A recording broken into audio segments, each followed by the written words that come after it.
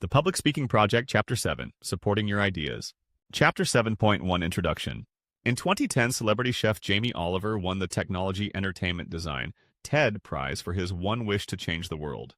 In addition to a monetary award, he was given 18 minutes at the prestigious TED Conference in Long Beach, CA to discuss his wish. Teach every child about food. Oliver, 2010. This chef from Essex, England, had only a short window of time to convince an American audience to change their most basic eating habits.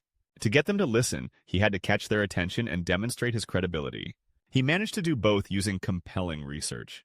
He began by saying, "Sadly, in the next 18 minutes, 4 Americans that are alive will be dead from the food that they eat." Oliver, 2010. He magnified the problem with a chart showing that many more Americans die from diet-related diseases each year than die from other diseases, or even from accidents and murder. Along with the statistics, he offered testimony from people living in the most unhealthy state in America, Oliver, 2010. By weaving together multiple forms of research over the course of his brief talk, Oliver crafted a compelling case for a massive shift in the way that Americans teach their children about food. Like Oliver, in order to give an effective speech, you will need to offer support for the ideas you present. Finding support necessitates research. Librarians have found that professors and students tend to have very different ideas regarding what it means to conduct research. Sjoberg and Alfelt, 2010. Professors, who regularly conduct scholarly research as part of their occupation, tend to envision a process filled with late nights in the stacks of a library. Leckie, 1996. Students, who regularly conduct research on where to eat or what to do as part of their weekend activities, tend to envision a less formal process that involves consulting the most popular web search results. The reality is that in order to properly support your ideas and craft a compelling speech, you will need a little of each approach, possibly combined with additional investigative tools with which you may be less familiar. The wide variety of resources available for conducting research can be overwhelming. However, if you have a clear topic, recognize the purpose of your speech, and understand the audience you will be speaking to, you can limit the number of sources you will need to consult by focusing on the most relevant information. Once you know the topic of the speech, you can create the specific purpose statement. This is a one-sentence summary of the goal of your speech that may begin with the phrase, "At the end of my speech, the audience will be able to." Chad. This statement guides your research as you piece together the supporting evidence to fill out the remainder of your speech. As you work through the types of support in this chapter, continually ask yourself, does this evidence support the goal of my speech? If the source offers information that contradicts your specific purpose statement, hold on to it so that you can address the contradiction with evidence for your own idea. If it does appear to support your specific purpose statement, the next question you will ask is this evidence appropriate for my audience? Different types of appeals and evidence are better for different audiences. The best speeches will combine multiple forms of evidence to make the most convincing case possible. This chapter will help you research your speech by combining personal and professional knowledge, library resources, and internet searches. It will help you to evaluate the sources you find and cite them to avoid plagiarism. Chapter 7.2. Personal and professional knowledge. Professional public speakers are generally called upon to address a topic on which they are considered an expert. You may not feel like an expert in the area of your speech at this time, but you should consider whether you have any pre-existing knowledge of the topic that might assist in crafting your speech. Do not be afraid to draw on your own experience to enhance the message. Personal testimony. Walter Fisher argues that humans are natural storytellers. Through stories, people make sense of their experiences, and they invite others to understand their lived reality as part of a community. Fisher, 1984. One compelling story that you can offer is your personal testimony. Although you are not a recognized authority on the topic, you can invite the audience to understand your first-hand experience. Offering your testimony within a speech provides an example of your point, and it enhances your credibility by demonstrating that you have experience regarding the topic. Additionally, personal testimony can enhance your speech by conveying your insight and emotion regarding the topic, making your speech more memorable. Beebe and Beebe, 2003, Parsay, 2008. For example, if you are giving a speech on the importance of hunting to the local culture, you might explain how the last buck you shot fed your family for an entire season. Since personal testimony refers to your experience, it is easy to assume that you can offer it with little preparation. However, psychologists have found that as people tell their stories, they relive the experience. Gladding and Drake Wallace, 2010. As you relive the experience, your tendency will be to enrich the story with detail and emotion, which is part of what makes it memorable, but this practice may also make the story too long and distract from your point. If you plan to use personal testimony in your speech, practice the story to make sure that it makes the appropriate point in the time you have. If you do not have personal experience with the topic, you may seek out other forms of lay testimony to support your point. Lay testimony is any testimony based on witnesses' opinions or perceptions in a given case. Federal Rules 2012. For example, if you are giving a speech about Occupy Wall Street, but you have not experienced one of their protests, you may choose to include statements from a protester or someone who identifies with the goals of the movement. Interviews. Lay testimony can offer insight into the past and into areas where individual sentiments are relevant. But if you are called upon to make predictions regarding the future or speak to an issue where you have little relevant experience, expert testimony may provide more convincing support. BB&BB 2003. Expert testimony comes from a recognized authority who has conducted extensive research on an issue. Experts regularly publish their research findings in books and journals, which we will discuss later in this chapter, but you may need more information from the expert in order to substantiate your point. For example, if you were giving a speech about how to prepare for a natural disaster, you might interview someone from the Red Cross. They could tell you what supplies might be necessary for the specific types of disasters that are likely in your region. Interviews give people the chance to expand on their published research and offer their informed perspective on the specific point you are trying to make. If you are seeking an interview with an expert, it is best to arrange a time and place that works for them. Begin the process with a respectful phone call or email explaining who you are and why you are contacting them. Be forthcoming regarding the information you are seeking and the timeline in which you are working. Also, be flexible about the format for your interview. If you can meet in person, that is often ideal because it gives you the chance to get to know the person and to ask follow-up questions if necessary. A good alternative to an in-person interview is a video call using a service such as Skype. These services are often free to both callers and allow you to see and hear the person that you are interviewing. If neither of these options will work, a phone call or email will do. Keep in mind that while an email may seem convenient to you, it will likely require much more time from the expert as they have to type every answer, and they may not be as forthcoming with information in that format. Before the interview, write down your questions. When you talk to someone, it is easy to get caught up in what they are saying and forget to focus on the information you need. Once you begin the interview work to establish rapport with the person you are interviewing, you can foster rapport by demonstrating that you respect their viewpoint, by taking turns in your interactions, by allowing them to finish their thought without interrupting, and by giving them the freedom to use their preferred forms of expression. Lindolf and Taylor, 2002. As you ask each question, take note of their response and ask for clarification or to follow up on information you did not anticipate. If you plan to record the interview, ask for permission in advance. Even if you are given permission to record, take paper and a writing utensil along to make backup notes in case your recording device fails. When the interview is complete, thank the person and check to see whether they would welcome further contact to follow up if necessary. After the interview, review your notes for insight that substantiates your specific purpose statement. Look for quotes that bring together the person's expertise with their reflections on the topic you are addressing.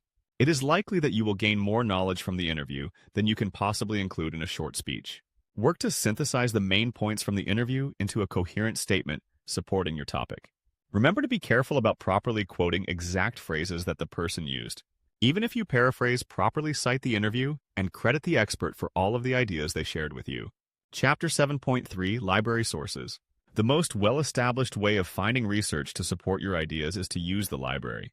However, many students see the library and its resources as imposing and intimidating, and are anxious about how they will manage in such an environment. Leckie, 1996, page 204. Don't let any twinge of anxiety keep you from exploring all that the library has to offer. When conducting research, one of your best resources is the librarian. It is their job to know all about the resources available to you and to help you succeed in locating the material that is most relevant to your assignment. Additionally, many libraries have librarians who specialize in particular areas of research, and they will be able to help you find the best resources for your specific speech topic. Ideally, you should seek some information on your topic alone before asking for their assistance. Doing some initial research independently demonstrates to the librarian that you have taken ownership of the assignment and recognize that the research is ultimately your responsibility, not theirs. They will be better equipped to help you find new information if they know where you have already looked and what you have found. Most libraries contain at least 3 primary resources for information: books, periodicals, and full-text databases. Books. Books are an excellent place to gain general knowledge. They contain comprehensive investigations of a subject in which authors can convey substantial amounts of information because they are not constrained by a strict page count. Some books are written by a single author, while other books bring several scholars together in an edited collection. In both cases, you are likely to get a rich investigation of a single topic. For example, if you were giving a speech about stereotypes of black women in America, you might check out Melissa Harris Perry's 2011 book, Sister Citizen, because she brings together literature, theory, and political science to offer a detailed discussion of the development of 4 prominent stereotypes. In the book, she has enough space to offer compelling images, narratives, and social scientific evidence for the impact those stereotypes have on contemporary society. Most libraries make finding books easy by indexing them in an online catalog. You should be able to go to the library's website and simply search for your topic. The index will provide the titles, authors, and other publication information for each book. It will also provide a call number. The call number is like an address for the book that indicates where it can be found on the stacks in the library. Before going to the stacks, take note of the title, author, and call number. The call number is the most important element, and the title and author will serve as backup for your search if you find that the books are out of order. If you find a book that is helpful, be sure to check the shelf nearby to see if there are other promising titles on that topic. If you cannot find the book that you are looking for, consider asking the librarian to help you borrow it from another library using a process called interlibrary loan. The length of a book can make it seem overwhelming to someone researching a brief speech. In order to streamline your research, determine what you are looking for in advance. Are you seeking general background knowledge or support for a specific idea? Use the table of contents, headings, and index to guide you to the portion of the book that is likely to have what you are looking for. You do not need to read or even skim the entirety of every book. It is appropriate to skim for keywords and phrases that pertain to your topic. Just be sure that once you find what you are looking for, you read enough of the section around it to understand the context of the statement and ensure that the book is making the point you think it is. Take note of the point that the book is making. Careful notes will help you remember the information that you gained from each source when you get home. In addition to the traditional stacks of books present in your library, you will also find a reference section. This section contains books that do not delve deep into any subject, but provide basic summary knowledge on a variety of topics. The reference section contains books like dictionaries, which help define unfamiliar terms, encyclopedias, which provide overviews of various subjects, abstracts, which summarize books and articles, and biographical references, which describe people and their accomplishments. Since these resources do not require extensive time to process, and they are likely to be used briefly but regularly by many visitors, the library generally will not allow you to check out reference material. Take great care in drafting notes on the information that you find, and writing down the page numbers and authors according to the style preferred in your field of study. For more information on what you will need to record, see the Style Guides section of this chapter. Periodicals. Books are comprehensive, but they can take years to get published. This means that the material in books is often at least a year old by the time of its publication date. If your speech depends on more recent information, you should turn to periodicals. Periodicals include magazines, newspapers, journals, and other publications printed at predictable intervals. These publications may appear weekly, monthly, or quarterly to update the research in a given field. Each periodical will offer a variety of articles related to a specific subject area. When researching, it is important to understand the difference between general interest periodicals and scholarly research journals.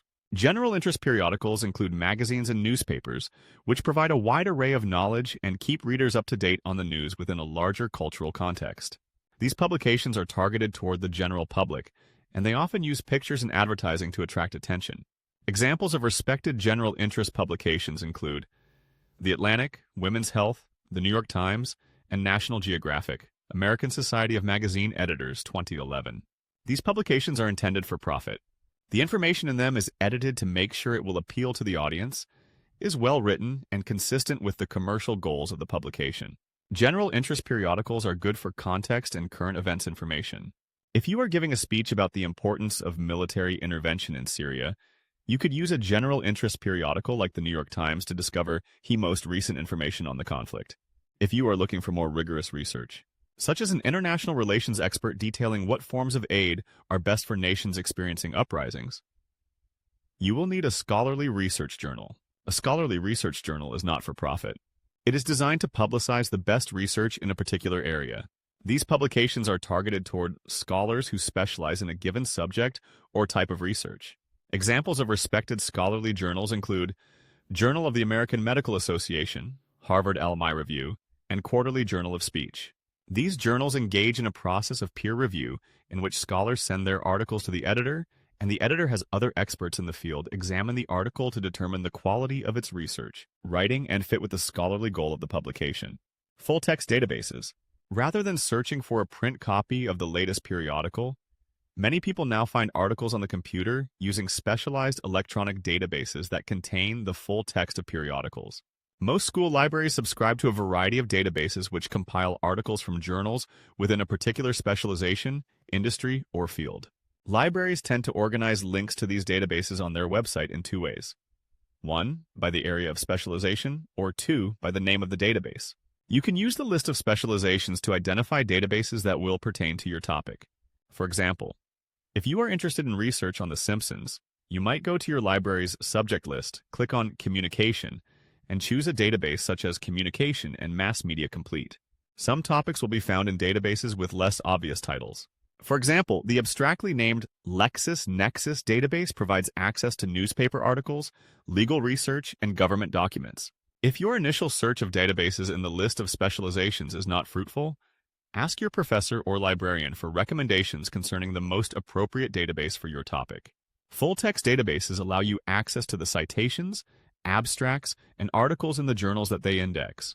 However, they sometimes limit access to the full text of articles that were published within a certain date range.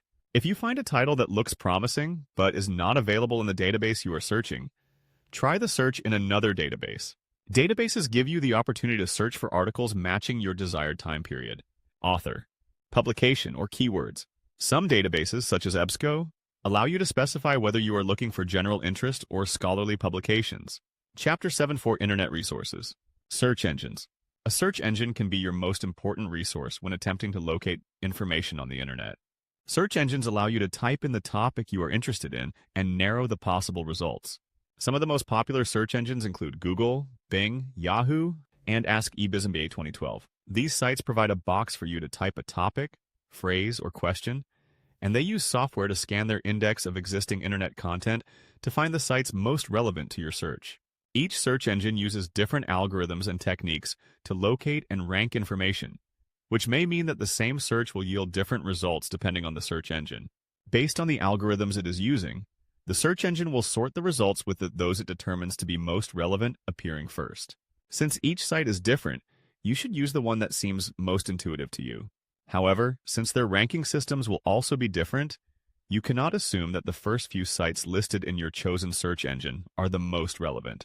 Always scan the first few pages of search results to find the best resource for your topic.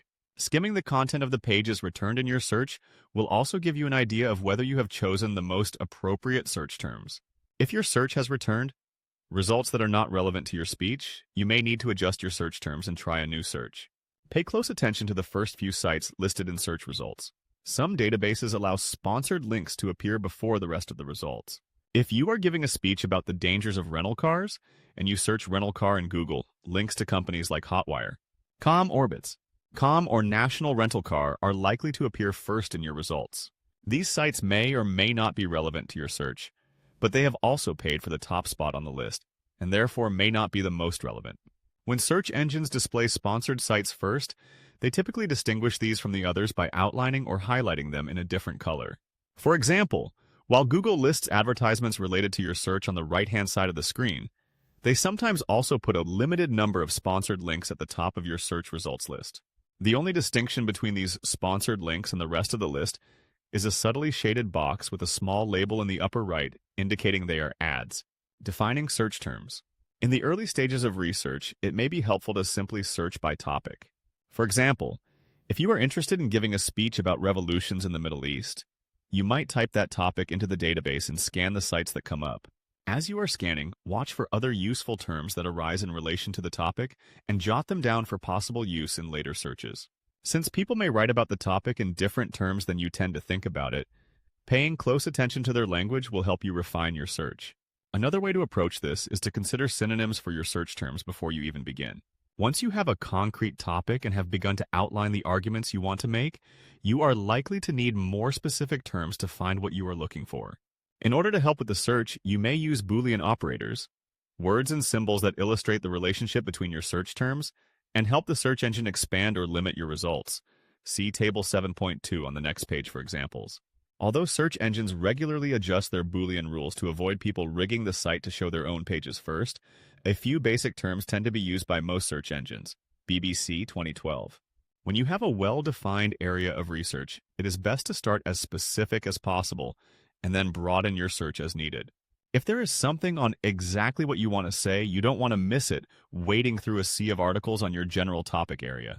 To make the best use of your search engine, take some time to read the help section on the site and learn how their Boolean operators work.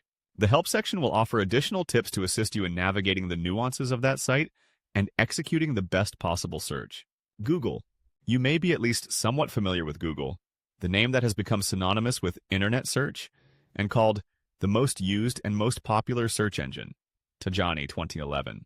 You may already be adept at searching Google for a wide variety of information, but you may be less familiar with some of its specialized search engines. 3 of these search engines can be particularly helpful to someone seeking to support their ideas in a speech: Google Scholar, Google Books, and Google Images. Google Scholar. The search engines listed earlier in this chapter will help you explore a diversity of sites to find the information you are looking for. However, certain topics and certain types of speeches call for more rigorous research. This research is typically best found in the library, but Google has an added feature that makes finding scholarly sources easier. On Google Scholar, you can find research that has been published in scholarly journal articles, books, theses, conference proceedings, and court opinions. Google Scholar is not only helpful for focusing on academic research, it has a host of features that will help to refine your search to the most helpful articles. You can search generally in Google Scholar and find citations of useful articles that will help support your ideas, but you may not always find the full text of the article. You can ask Google Scholar to help you find the full text articles available in your library's databases by telling it which library you want to search. To do this, click the Scholar Preferences link next to the search button on Scholar. Google.com. Then scroll down to the section titled Library Links and type the name of your school or library, then click Find Library. When the search is complete, check the box next to the name of your library so that Google knows to include it in the search. Once you have included your library, the search results you get will have links that lead you to the articles available in your library's databases. See Figure 1.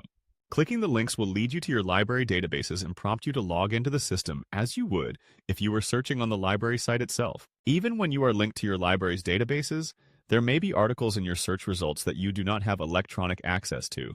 In that case, search your library catalog for the title of the journal in which your desired article appears to see if they carry the journal in hard copy form. If you still cannot find it, copy the citation information and use your interlibrary loan system to request a copy of the article from another library. In addition to enhancing your database searches, Google Scholar can also help you broaden your search in 2 strategic ways. First, underneath the citation for each search result, you will see a link to related articles. If you found a particular article helpful, clicking Related Articles is one way to help you find resources that are similar.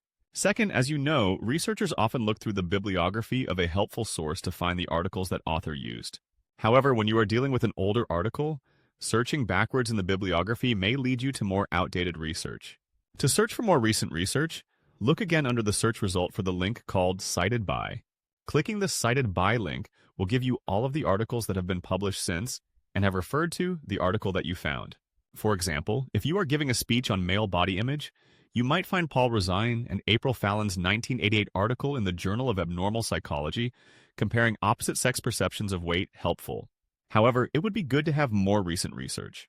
Clicking the Related Articles and Cited By links would lead you to similar research published within the past few years. Google Books. Just as Google Scholar can be used to enhance your research in scholarly periodicals, Google Books can be used to make your search for and within books more efficient. Some library catalogs offer you the ability to search for all books on a topic, whether that library has the book or not. Other libraries confine you to searching their holdings. One way to enhance your research is to search for books on Google Books, and then use your library site to see if they currently have the book, or if you will need to order it through interlibrary loan. The other way that you can use Google Books is to make your skimming more effective. Earlier in this chapter, you learned that you should strategically skim books for the information that you need. You can do that with Google Books by looking up the book and then using the search bar on the left side of the screen, see figure ta, to search for keywords within the book. This search engine can help you identify the pages in a book where your terms appear and, with many books, give you a sample of that page to allow you to see whether the terms appear in the context you are searching for. Keep in mind that Google Books is a search engine. It is not a replacement for checking out the book in the library or buying your own copy. Google Books does not print books in their entirety and often will omit pages surrounding a search result. So relying on the site to allow you to read enough of the book to make your argument is risky at best. Instead, use this site to help you determine which books to obtain and which parts of those books will be most relevant to your research. Google Images. Google Images may be useful as you seek visual aids to illustrate your point. You can search Google Images for photographs, charts, illustrations, clip art, and more. For example, if you are giving a speech on the 19th Amendment, you could add interest by offering a picture of the silent sentinels picketing the White House. Alternatively, if you wanted to demonstrate the statistical probability of electing a woman to Congress, you could use Google Images to locate a chart displaying that information. Since search engines match the terms you put in, it is possible that your topic could yield images containing adult content. To prevent receiving adult content, you can use these safe search settings, located in the option wheel in the far upper right-hand corner of the menu bar, to limit your exposure to explicit images. The setting has 3 options. 1. Strict filtering. Filters sexually explicit video and images from Google search result pages, as well as results that might link to explicit content. 2. Moderate filtering. Excludes sexually explicit video and images from Google search result pages, but does not filter results that might link to explicit content. This is the default safe search setting. 3. No filtering. As you've probably figured out, turns off safe search filtering completely. Google, 2012. Remember that, as with other outside sources, you will need to offer proper source citations for every image that you use.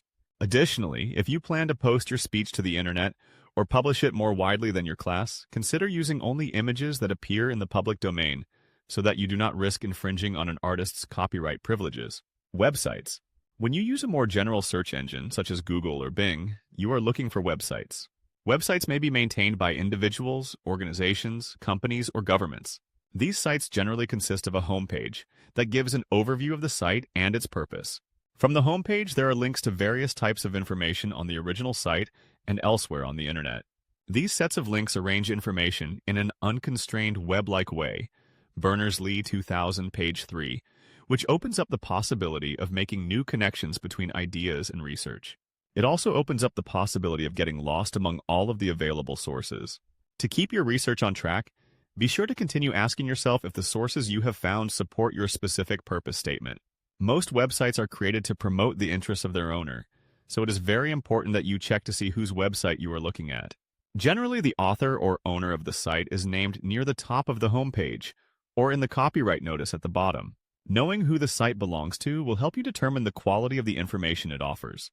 If you find the site through a search engine and are not directed to its homepage, look for a link called Home or About to navigate to the page containing more information about the site itself. In addition to knowing the owner, it is important to look for the author of the material you are using.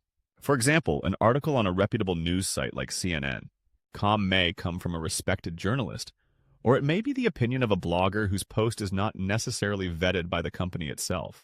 Use the section of the chapter on evaluating information to determine whether the site you have found is a credible source. When you find websites that are both useful and credible, be sure to bookmark them in your web browser so that you can refer to them again later. Your browser may call these bookmarks favorites instead. To bookmark a site, you can click on the bookmarking link in your browser. Or, if your browser uses tabs, you can drag the tab into a toolbar near the top of the window. If you are struggling with the bookmarking process, try the command Ctrl+D on your keyboard or consult the help link for your web browser. Government documents. Governments regularly publish large quantities of information regarding their citizens, such as census data, health reports, and crime statistics. They also compile transcripts of legislative proceedings, hearings, and speeches. Most college and university libraries maintain substantial collections of government documents. Additionally, these documents are increasingly available online. Government documents can be helpful for finding up-to-date statistics on an issue that affects the larger population. They can also be helpful in identifying strong viewpoints concerning government policies. For example, looking at the congressional testimony regarding nuclear safety after an earthquake destroyed the Fukushima nuclear power plant in Japan in 2011 could help you make a compelling case for safety upgrades at U.S. nuclear power facilities. One of the most helpful resources for searching government documents is www.fedworld.gov. This site allows you to search Supreme Court decisions, government scientific reports, research and development reports, and other databases filled with cutting-edge research. It also lists all major government agencies and their websites. Another excellent way to locate government documents is to use the monthly catalog of U.S. government publications. This index is issued every month and lists all of the documents published by the federal government, except those that are restricted or confidential. You can use the index to locate documents from Congress, the courts, or even the president. The index arranges reports alphabetically by the name of the issuing agency. The easiest way to search will be on the Government Printing Office website at catalog, gpo.gov. If you would prefer to work with hard copies of the reports, head to your library and search the subject index to find subjects related to your speech topic. Each subject will have a list of documents and their entry number. Use the entry numbers to find the title, agency, and call number of each document listed in the front of the index. Zarefsky, 2005. Evaluating information. The large amount of information available in your library and on the internet can seem overwhelming. Narrow your support by evaluating the quality and credibility of each source. To determine the quality of a source, look to see whether the information provided seems comprehensive. To determine whether or not the information is comprehensive, check to see that it thoroughly covers the issue, considers competing perspectives, and cites the sources where supporting material came from. First, check to see that your source not only discusses issues that pertain to your topic, but thoroughly explains the reasoning behind the claims it offers. Often you will already be familiar with the topic, but you will require the addition of strong reasoning to properly support your ideas. If your source cannot provide strong reasoning, it is not the best quality source. Second, determine whether the source considers competing perspectives. Debate strategists know that evidence can be found from multiple perspectives on any issue. If your source does not also recognize and consider opposing arguments, it is not the best quality source. Third, check to see that your source offers supporting data and citations for its arguments. If the source lacks relevant data to support its claims, does not include other citations, or if it includes non-credible citations, it is not the best quality source. It is fine to use a source that is weak in one of these areas if you still find it compelling, but know that you may need to back it up with additional credible information. If the source is weak in multiple areas, do your best to avoid using it so that it does not weaken your speech. In addition to the quality, you should examine source credibility. When evaluating credibility, focus on the source's qualifications, the parity of their message with similar sources, and their biases. One of the most important elements of credibility is qualification. Sometimes qualifications will be linked to a person's profession. For example, if you are talking about earthquakes, you might want the expertise of a seismologist who studies earthquake waves and their effects. However, professional expertise is not the only type of credibility. If you want to discuss the feeling of experiencing a major earthquake, testimony from a survivor may be more credible than testimony from a scientist who studied the event but did not experience it. When examining credibility, check to see that the person has the training or experience appropriate to the type of information they offer. Next, check to see whether the information in your chosen source aligns with information in other sources on the issue. If your source is the only one that offers a particular perspective and no other source corroborates that perspective, it is less likely to be credible. Additionally, check for bias. All sources have bias, meaning they all come from a particular perspective. You must check to see whether the perspective of the source matches your own, and whether their perspective overwhelms their ability to offer reliable information on an issue. Also check to see whether the source is affiliated with organizations that are known to hold a particularly strong opinion concerning the issue they are speaking to. In your speech, make reference to the quality and credibility of your sources. Identifying the qualifications for a source, or explaining that their ideas have been used by many other credible sources, will enhance the strength of your speech. For example, if you are giving a speech about the benefits of sleep, citing a renowned sleep expert will strengthen your argument. If you can then explain that this person's work has been repeatedly tested and affirmed by later studies, your argument will appear even stronger. On the other hand, if you simply offer the name of your source without any explanation of who that person is or why they ought to be believed, your argument is suspect.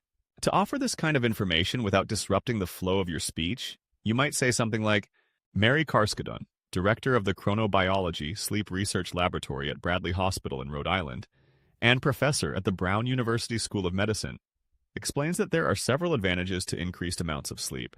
Her work is supported by other researchers like Dr. Kyla Wallstrom at the University of Minnesota, whose study demonstrated that delaying school start times increased student sleep and their A performance. National Sleep Foundation 2011. This sample citation bolsters credibility by offering qualifications and identifies multiple experts who agree on this issue. You may be tempted to stop once you have found one source that supports your idea, but continuing to research and comparing the information in each source will help you better support your ideas. It will also prevent you from overlooking contradictory evidence that you need to be able to address. Chapter 7.5. Citing Sources and Avoiding Plagiarism. Style Guide. Once you have gathered the appropriate sources to support your ideas, you will need to integrate citations for those sources into your speech using a style guide, such as those published by the Modern Language Association, MLA, American Psychological Association, APA, or the Chicago Manual of Style, CMS. These style guides help you determine the format of your citations, both within the speech and in the bibliography. Your professor will likely assign a particular style guide for you to use. However, if you are not told to use a particular style, choose the one most appropriate to your area of study. MLA style is typically used by people in the humanities, APA is typically used by social scientists, and CMS can be used in either type of writing, but is most popular with historians, Miller, Cochran, and Rodrigo, 2011. These style guides will help you record the places where you found support for your argument so that you can avoid plagiarism. Plagiarism. Plagiarism is the act of presenting someone else's work or ideas as your own. Sometimes this is intentional, meaning people choose to copy from another source and make their audience think that the idea was original. Students in speech classes sometimes buy speeches from the internet, or repeat a speech written by a friend who took the class in a previous semester. These actions are cheating because the students did not do the work themselves, yet they took credit for it. Most instances of blatant cheating, such as these, are quickly caught by instructors who maintain files of work turned in previously, or who are adept at searching the internet for content that does not appear original to the student. Consequences for this type of plagiarism are severe and may range from failure of the course to expulsion from the school. More often, plagiarism occurs by mistake when people are not aware of how to properly summarize and cite the sources from which they took information. This happens when someone incorporates words or ideas from a source and fails to properly cite the source. Even if you have handed your professor a written outline of the speech with source citations, you must also offer oral attribution for ideas that are not your own. See Table 7.3 for examples of ways to cite sources while you are speaking. Omitting the oral attribution from the speech leads the audience, who is not holding a written version, to believe that the words are your own. Be sure to offer citations and oral attributions for all material that you have taken from someone else, including paraphrases or summaries of their ideas.